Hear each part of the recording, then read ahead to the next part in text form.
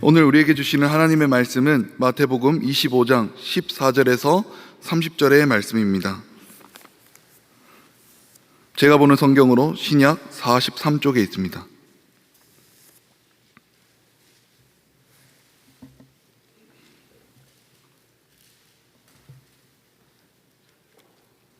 마태복음 25장 14절에서 30절의 말씀을 한 절씩 교독하고 마지막 절은 합독하겠습니다.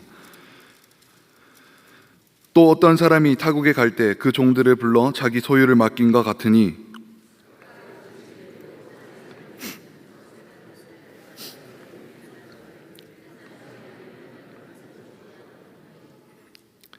다섯 달란트 받은 자는 바로 가서 그것으로 장사하여 또 다섯 달란트를 남기고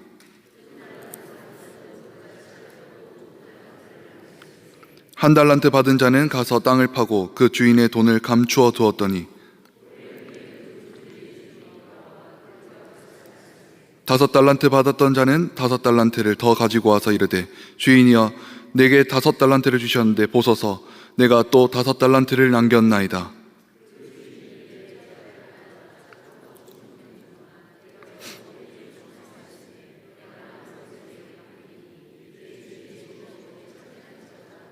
두 달란트 받았던 자도 와서 이르되 주인이여 내게 두 달란트를 주셨는데 보소서 내가 또 두 달란트를 남겼나이다.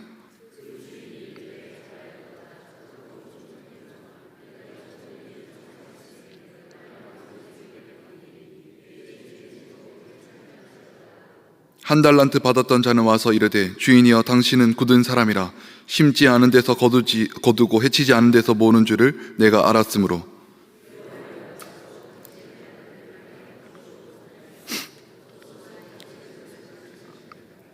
그 주인이 대답하여 이르되 악하고 게으른 종아 나는 심지 않은 데서 거두고 해치지 않은 데서 모으는 줄로 내가 알았느냐.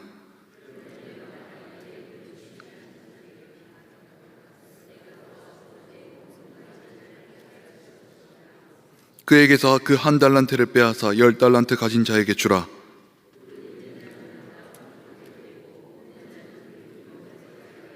함께 읽겠습니다. 이 무익한 종을 바깥 어두운 데로 내쫓으라. 거기서 슬피 울며 이를 갈리라 하니라. 아멘. 요즘 우리가 재미로 보는 사람의 성격 유형을 파악해보는 MBTI 다들 아십니까? 정확히는 MBTI라고 지칭하기보다는 16가지의 퍼스널리티, 성격, 인격이라고 합니다. 이 마지막 종의 성격 유형에는 따지자면 INTP라고 볼 수 있을 것 같은데 간략하게 제가 설명드리면 내향적이고 직관적이고 논리적이고 자율적인 인식을 말합니다. 이 마지막 종이요. 이를테면 지식을 아는 것과는 별개로 그에 대한 감각이나 실용적 활용에 대해서는 둔감한 편이고 공감 능력이 하위권인 성격 유형을 나타냅니다. 여러분들 중에도 있을 수 있는 이 INTP 모두를 저격하는 것은 아니고요. 오늘 말씀에 등장하는 한 달란트 받은 종의 유형이 이런 성격 유형이지 않을까 싶습니다. 오늘 본문은 여러분들 잘 아시는 달란트 비유로 말씀하신 내용입니다.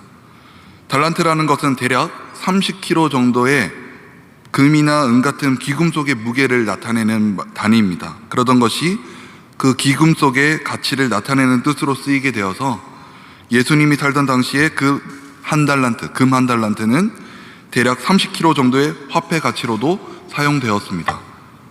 현재 우리 돈으로 환산하면 지금 시세로 41억 원, 41억 원이라 하나도 안 놀라시네요. 41억 원이 넘는 큰 금액이라고 합니다. 이 달란트를 고이 감추어 두었던 종이 왜 그랬을지 그만의 억울함을 한번 나눠보고자 합니다. 이 달란트 비유는 예수님의 제자들이 재림을 기다리면서 어떻게 깨어 있어야 하는지에 대한 말씀입니다. 우리 주인의 부르심에 대해 합당한 결과를 두고 또한 그것을 어떻게 기다려야 하는지 시간을 활용하는 방법에 초점을 두고 있습니다.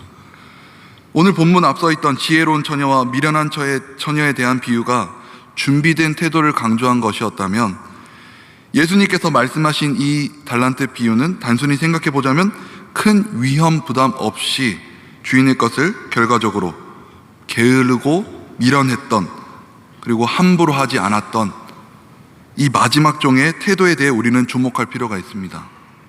첫 번째로 이 본문에서 말하고 있는 종의 태도는 지극히 조심스러웠다는 것입니다. 여러분들 혹시 하이 리스크 하이 리턴이라는 말을 들어보셨나요? 이 하이 리스크 하이 리턴은 위험이 큰 투자를 했을 때 큰 수익을 기대할 수 있는 공격적인 투자 방식을 지칭합니다. 요즘 20대, 30대의 젊은 청년들이 투자하는 방식을 나타내는 말이기도 합니다. 최근 세계 경제가 전쟁과 기근, 여러 재난과 각국의 정세의 불안정으로 인해 경기가 어렵다 보니 젊은이들에게는 양질의 일자리는 부족하고 비교적 경험이 적은 청년들은 꾸준하고 안정적인 것만을 추구하는 것이 아니라 한 방을 노리는 몰빵 세대, 쉽게 설명해 뭐 아니면 도, 올인 세대, 영혼까지 끌어모아 대출하는 영끌 세대, 빚을 내서라도 투자한다는 B2 세대, 신조어까지 등장해버린 현재의 세대입니다. 저는 이러한 돈은 없어서 이때까지 이런 시도조차는 해볼 생각은 없었습니다. 사진을 보시면, 그런데 정말 문제는 이러한 인생 몰빵, 올인, 그리고 B2, 영끌 세대가 가지고 있는 공격적이고 극단적인 성향이 그들의 재산상의 피해뿐만 아니라 정신적인 문제까지도, 어려움까지도 동시에 일으키고 있다는 심각한 문제라는 것입니다. 과도한 투자를 시도했다가 손해를 본 청년들은 우울과 불안 증세는 기본이고 일상생활에서조차 회복이 되지 않을 정도로 심각한 어려움을 나타내고 있다는 사실입니다. 이것 또한 중독의 증상과 비슷한 경향을 보이는 것입니다. 도박이라는 것이 저기 강원도 정선에 있는 어떤 랜드에 접근하지 않는다고 해서 빠지지 않는 것이 아닙니다. 앞서 설명해드린 이러한 젊은 세대의 소비 경향과 한탕 문화는 어느 곳에서나 심심찮게 볼 수 있습니다. 여러분, 명절만 되면 뭘 많이 하시죠? 고스톱인가요? 윷놀이 많이 하시잖아요. 저도 윷놀이 참 많이 하는데요. 다들 묻고 더블 해보셨나요? 많이 해보시지 않았나요? 네, 저만 해봤나 봅니다. 네. 윷말 하나를 얹으면 또 그 위에 하나를 또 얹어서, 그리고 또 하나 또 얹어서, 그렇게 달리다가 상대편에 잡히면 또 어떻게 됩니까? 아차 싶으세요? 우리가 재미삼아 하는 이 윷놀이에서조차 한방이라는 이 마음이 우리 안에 또 가득합니다. 인생은 한방이지 저만 그런가요? 사진을 보시면 아까 사진과 같이 세상은 맥주는 원샷이랍니다. 사진에 보시면 이정재 사진을 잠깐 바꿔주십시오. 작년 8월 말에 국민일보 기사에 보니 근래에 오징어 게임이라는 넷플릭스 드라마로 유명한 배우 이정재 씨가 인터뷰한 내용이 있었습니다. 그는 기자와 가진 인터뷰에서 그가 맡은 배우 일과는 다르게 영화 제작, 영화 감독자로서의 준비를 또 하고 있었는데요. 그가 이를 준비하며 느낀 점을 말하기를 이렇게 말합니다. 기회는 항상 있습니다. 각자 늘 어렵고 힘든 상황이 있지만 그 안에서도 희망이 있으니 시간을 아끼지 않고 재밌는 일에 매진하다 보면 분명 큰 성과가 있을 것입니다. 저는 인생은 한방이란 말은 절대 믿지 않습니다. 꾸준히 노력하면 좋은 일이 있을 거라고 스스로 믿어줬으면 합니다. 이렇게 인터뷰한 내용이 있었습니다. 그런데 말입니다. 성경에서도 이러한 사실을 잘 보여주고 있죠. 우리가 모두 잘 아는 구약의 요셉의 인생은 그가 한방의 총리가 되었나요? 아니죠. 형들한테 미움받고 애굽의 노예로 팔려가 보디발 친위대장의 집에서 갖은 수고를 다하고 억울한 누명을 받아 감옥에 갇히는 과정을 겪게 됩니다. 이후 요셉은 감옥에서 두 동료 죄수의 꿈을 해석해 줍니다. 두 해석 모두가 그대로 실현되었고 그 동료 중 한 사람이 나중에 감옥에서 풀려나 왕의 술잔을 올리는 자리로 복귀했습니다. 그러나 술잔 올리는 종은 요셉에 대해 잊어버린 나머지 바로 왕에게 그에 대해 말하지 않습니다. 자, 여기까지. 요셉의 인생에 그의 억울한 처지가 해결되었습니까 지금? 아니죠. 꿈 해석해주고 난 2년 후에 왕의 심란한 꿈을 꾸게 되는데 그때 술잔 바치는 종이 요셉의 자신의 꿈을 해석해 준 것을 기억하게 됩니다. 왕은 요셉을 불러 자신의 꿈을 설명해 줍니다. 요셉은 바로 왕의 꿈을 해석하며 애굽에 7년 동안 풍년이 들며 그 후에 7년의 심한 흉년이 들 것이라고 예언했고, 왕에게 다가오는 기근에 대비해 곡식을 차곡차곡 보관하라고 조언했습니다. 그의 지혜 덕분에 요셉은 애굽에서 바로 왕에 이은 두 번째로 강한 통치자가 되었습니다. 자, 여기까지 말씀드린 성경의 내용을 들어보실 때 제가 간략하게만 말씀드렸지만, 그런데 이게 어떻게 인생 한방입니까? 요셉의 이야기는 하나님의 주권으로 어떻게 악을 극복하고 하나님의 계획을 이루어가는지에 대한 놀라운 통찰을 보여주십니다. 이 성경은 하나님의 계획 속에 있는 그분의 구원 역사를 이루시는 하나님의 구원사 스토리입니다. 요셉이 처한 겪은 그만의 시련의 과정에서 우리는 하나님께서 일하고 계심을 볼 수 있는 것입니다. 제가 설교 주제를 정하고 말씀을 준비하면서 알게 된 사실인데, 한국 도박문제관리센터에 따르면 2024년 통계에 주식 중독으로 상담을 의뢰한 사례가 3,365명이라고 합니다. 코로나19 이전인 2019년 1,008명에 비해 무려 3.3배나 증가했다고 조사되어 있습니다. 그리고 다들 요즘 가상화폐 아시죠? 모르시나요? 네, 아시죠? 지난해 서울회생법원이 내린 결정은 주식과 가상화폐로 투자로 잃은 돈을 빚 계산해서 빼겠다, 이렇게 밝혔습니다. 과열된 투자로 인해 2030 세대의 피해가 급증하자 내린 결정이라고 합니다. 기존의 사업 빚을 탕감했던 방식으로 청년 회생 방안을 모색한 것이고, 이를 통해 부채에 시달리는 젊은이들을 사회로 복귀시키겠다는 나라의 방침이죠. 제가 앞서 설명해드린 이 내용을 우리가 곰곰이 생각해보면 이 정책이 정말 청년들을 회생시키기보다 과도한 투자를 조장할 수 있지 않을까요? 단기적으로는 그들의 부채를 줄여주는 효과가 있겠지만, 장기적으로는 청년들이 투자에 대한 책임감 없이 투자 시장을 과열시킬 수 있는 역효과도 저는 예상이 됩니다. 제가 오늘 경제 얘기를 하러 온 것은 아니고, 다시 말씀으로 돌아가 18절 말씀에 보니 감추어 두었더니 라고 기록되어 있습니다. 두 번째로 이 본문에서 말하고 있는 종의 태도는 주인의 의도와는 관계없었던 모습입니다. 한 달란트 받은 종이 생각했을 때는, 내가 주인에게 신뢰를 받아서 내 주인이 나한테 이 한 달란트를 맡겼는데, 나는 이 달란트 다른 종들과는 다르게 공격적인 투자나 엔비디아나 테슬라 같은 공격적인 투자하지 않고, 다른 종목에 관심 가지지 말고 그냥 안정감 있게 관리해서 주인이 오면 이 달란트 그대로 다 돌려드려야지, 이러지 않았을까요? 그가 단순히 게을렀거나 주인의 마음을 제대로 읽지 못한 어리석음을 생각하면 그가 억울해하거나, 그러기에는 말씀에 기록된 주인의 책망은 너무나도 엄하고 무겁지만 말입니다. 본인이 생각하기에는 그랬을지도 모릅니다.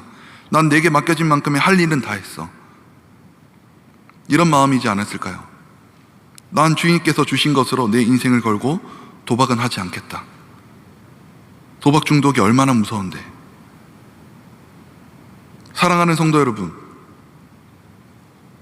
2025년이 벌써 3월의 중반이 되었고, 지금 이 시점에 우리의 모습을 잠시 돌아볼까요? 하나님께서 주신 물질과 시간, 재능과 우리의 가진 최고의 것을 우리는 어떻게 쓰고 계십니까? 봉사의 자리 사역 맡은 것이 너무 어려워, 무거워, 부담돼, 혹시나 이런 마음은 아니신가요? 사랑하는 성도 여러분, 우리 주인이 주신 한 달란트를 어떻게 사용하시겠습니까? 받은 것이 겨우 한 달란트 뿐이라 잃을 것이 겁나. 이것은 많이 받고 적게 받고의 문제가 될 수 없습니다. 잘 아시듯이 여기서 주인은 하나님을, 종은 우리 성도들을, 그리고 그 달란트는 은사나 사명을 상징합니다. 곧 하나님께서 성도들에게 각각의 능력과 역량에 따라 각각 고유한 은사와 사명을 주셨음을 의미하죠. 그러므로 우리에게 있어 가장 우선되어야 할 것은 자신이 하나님으로부터 어떠한 달란트를 받았는가입니다. 그리고 그 달란트를 받게 되면 감추어 두지 말고 잘 활용하여 많은 열매를 거두어야 합니다.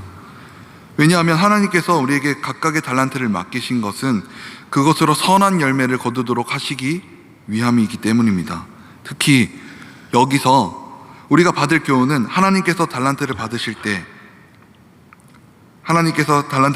때는 각 사람의 재능대로 맡기신다는 것입니다. 하나님은 은사나 사명을 주시되 무조건 주시는 것이 아니라 정말 그 사람에게 필요한 그 사람의 능력에 맞게 그렇게 적합하게 주시는 것입니다.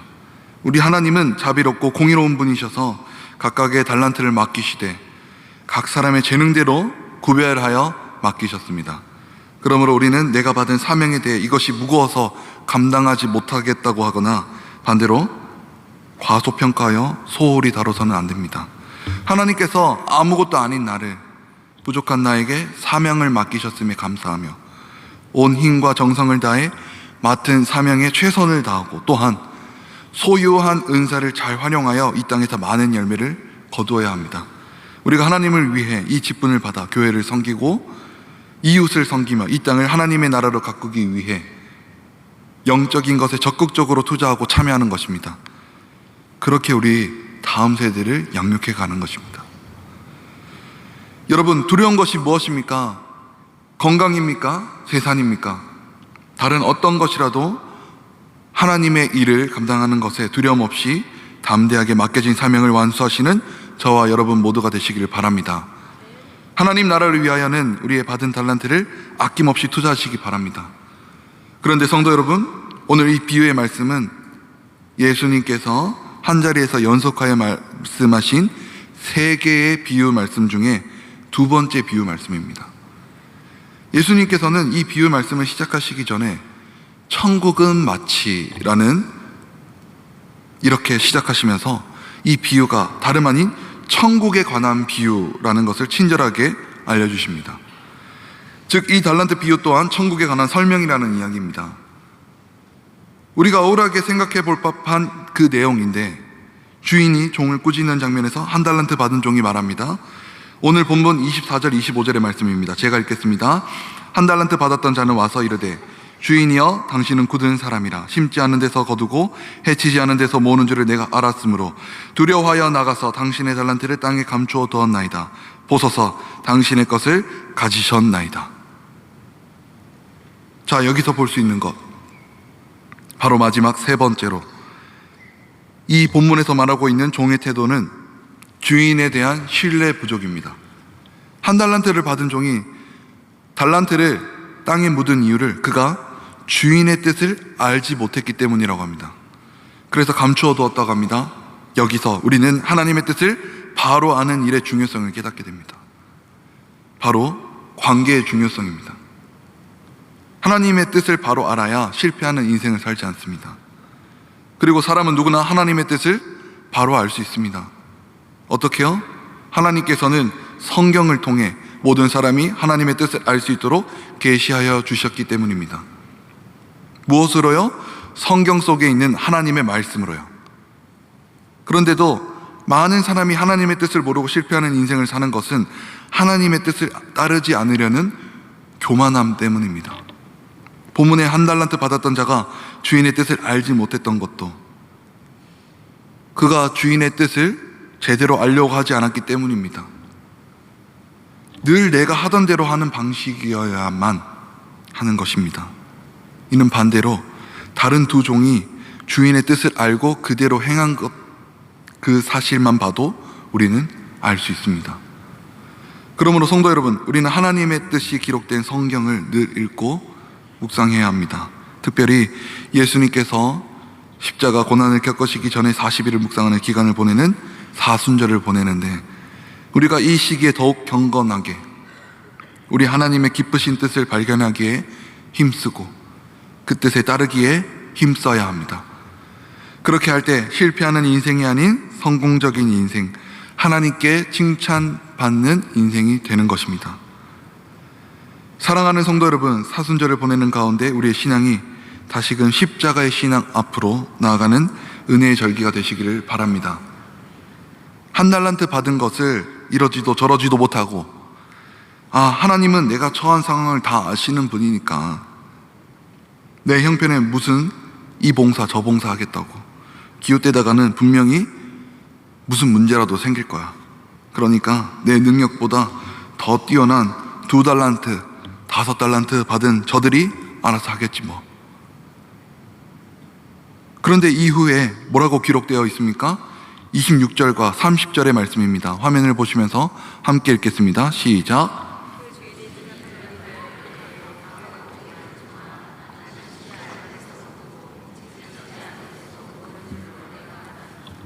30절의 말씀입니다. 이 무익한 종을 바깥 어두운 데로 내쫓으라. 거기서 슬피 울며 이를 갈리라 하니라. 무익한 종이라고 합니다. 바로 이 구절은 예수님께서 달란트 비유를 마무리하며 하신 말씀으로 주인이 한 달란트를 땅에 묻어둔 종을 심판하시는 장면이죠. 여기서 무익한 종이 받을 형벌을 통해 심판과 영원한 형벌의 실제성을 강조하고 있는 것입니다. 헬라어 아크레이오스, 이 무익한, 이 뜻은 쓸모없는, 가치없는, 불충한 등의 의미를 담고 있는데요, 원어적으로는 아무런 유익도 주지 않는 또는 사명을 감당하지 않는 뜻을 뜻합니다. 주인의 뜻을 따르지 않고 받은 달란트를 활용하지 않은 종을 의미하는 것이죠. 하나님이 맡기신 사명을 감당하지 않은 자들에게 내려질 심판을 경고하는 단어입니다. 무익한이 이런 의미입니다. 이 비유가 전하고자 하는 바는 바로 종과 주인의 관계에 관한 것입니다. 주인이 첫 번째 종과 두 번째 종을 칭찬하는 이유는 그들이 그 주인에 신뢰하고 있었기 때문입니다.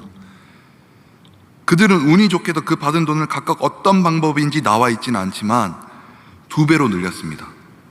5달란트 받은 자는 10달란트로, 2달란트 받은 자는 2달란트를 더해서. 혹시나 그들이 돈을 잃었을지라도 주인이 꾸짖지 않았을 것이라는 믿음이 그들에게는 있었을 것입니다. 주인은 자신을 향한 그들의 신뢰, 즉 그들의 믿음을 칭찬한 것입니다. 세 번째 종을 꾸짖는 주인의 말에서도 볼 수 있듯이 맡긴 돈으로 이윤을 남기지 못해서 쫓겨나간 것이 아니라 그는 주인을 온전히 신뢰하지 못했기 때문입니다. 이렇게 본다면 이제 그 종이 구원받지 못한 이유가 명백해집니다. 자신의 재능을 충분히 발휘하지 못해서 바깥 어두운 데로 쫓겨나온 것이 아니라 주인과의 관계 문제가 있어서 쫓겨나간 것이죠. 그리고 바로 여기에 이 비유가 말하고자 하는 바는 이 핵심입니다.